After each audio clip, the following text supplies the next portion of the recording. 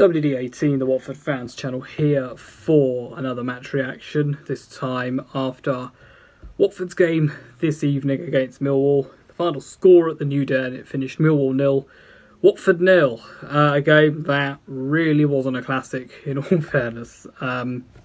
It's just the way it goes, I guess. Sometimes I think coming into this game, I was relatively confident Millwall have, I think it's the fourth or fifth worst home record in the league.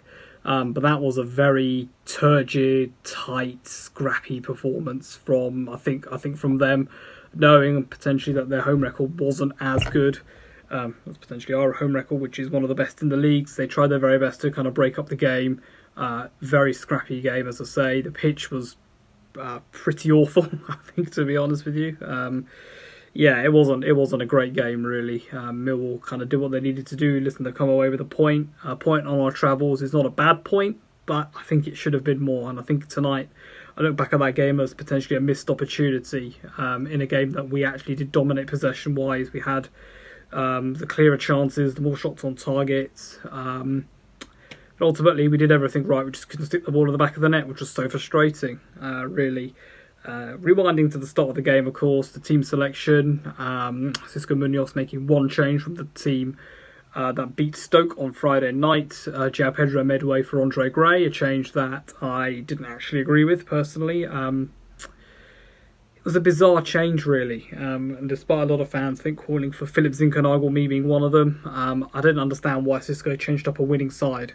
Really, we did beat Stoke 2-1, and I think potentially highlighted from that game in my last kind of thoughts from that game is that actually Zinkernagel really deserved to start, really, and that didn't happen. I thought Andre in for João was a very odd change and not one that I particularly agreed with. The game started, the first 20 minutes was absolutely dire. I mean, I don't think I've watched a worse first 20 minutes at least. It's just God. Kind of both sides kind of feeling each other out. Millwall, I think, literally just turned up today and they wanted a point and they got a point, really. Big chance. I think the only contentious moment I'd say maybe from that first half from our perspective was I thought actually Troy getting manhandled in the area. I thought that should have been a penalty. I don't think it was actually picked up I know for a fact on the stream that I was watching, it wasn't actually picked up by the commentators, but if you actually watch the ball coming in, I think from a free kick, Troy getting manhandled by Millwall's defenders there, and I think that should have been a penalty. Again, kind of missing out on a big decision there. But big chance fell to Andre in that first half. He didn't take it, and he was ultimately subbed off on the 64th minute. Just wasn't going to work out for him tonight, and it didn't. I don't know. I've kind of run out of things to say about that and him, really. Went into half-time having played relatively well, lucky potentially to be ahead. Millwall's best chance of the first half came right towards the very end. Jake Cooper, who was a menace, I thought, all night from set pieces, with a header coming off the cannoning off the post. And they also found the ball in the back of the net through Jake Cooper as well late on, but the linesman's flag was up and it was ruled out for offside, with Watford kind of getting away with one towards the end of that first half.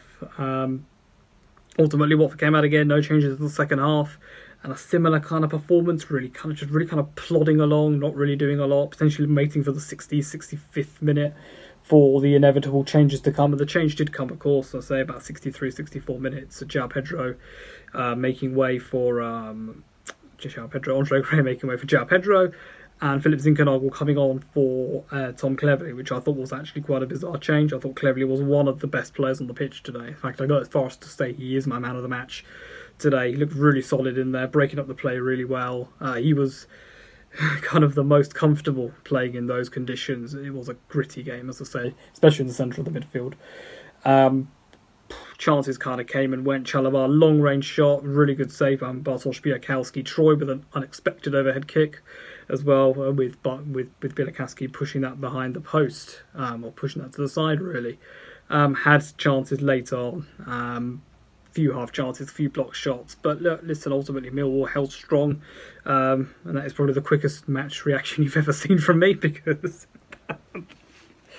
it was a slow burner and one that never really caught fire in the end. And as I say, a point on our travels is all right, but I think looking back on that game, I think, as and when the highlights, etc., are kind of released, I think looking back on the game, really should have done a bit better with that. I'm not sure it's the game I'll look back on and think, with a whole amount of regret, just one of those games, I guess. And we've done all right the last 3 games, 3 wins, which was a great feat last week. But it is now, of course, a new week, and things kind of changing. I think also players are starting to look slightly leggy. Of course, there was no Ken Sema today, no explanation given by the club. I assume he's been rested. A few other players could do with a bit of a rest, I think. I looked most notably at Kika Femenir and Ismail Assar, players who have played most of the games up until now. Francisco Sirialsa as well. And that's not to say those players didn't play well tonight. I just feel like they could do with a bit of a rest, could do with a bit of a boost being out, getting some of that energy back, and because this is a crazy season, and it's turning out to be quite a long season as well. So our next game in the Championship is on Monday night against Queen's Park Rangers. Another game back at Vicarage Road, one I'm actually kind of looking forward to. An odd Monday night fixture, very rare to kind of get those in the Championship, but I think the last week or so, Watford have picked up 3 wins, three games played and 3 wins.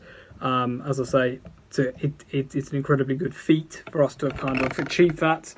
And at the moment, of course, the table currently stands, we are up to 2nd. Of course, there are teams to play tomorrow night, being the Wednesday, and there are games happening over the weekend before we play. So the table might look a little bit different when we kick off on the Monday night, but I'm slightly more confident when we are at Vicarage Road. Our form away from home isn't very good, and we kind of knew that, despite the Stoke win, we kind of knew that coming into tonight's game. We knew Millwall would make it very difficult for us, and that's exactly how it turned out, really. But despite the poor away form, I expected us to kind of, I don't know, I'm just going to come out and say I expected us to find the back of the net, in all fairness, at least once. Like I say, we were unlucky, but Monday night represents a chance for us to bounce back at Vicarage Road under the lights. Let's just and let's just see what happens there. Really, there's no kind of reasons really to panic at the moment. I think last week beating Barnsley and beating Stoke, beating Huddersfield, those 3 games were huge. To kind of see that fight from the players, especially on Friday night, was absolutely massive. We just couldn't score tonight, and that's just unlucky, really. And fair play as well to Millwall, because they turned up and got exactly what they wanted from the game as well. So we've got to be fair there as well. And yeah, Monday night, I hope to QPR. What's going to happen? Either way, I'll be back here for a match reaction, and hopefully we're celebrating another Watford win at home. I hope we are, touch wood, but even if we're not, we'll be here to dissect what happened. And I'm going to leave that there. Thank you very much for watching. Don't forget to like this video, and don't forget to subscribe to the channel. And I'll see you guys very soon. Come on, you Orms.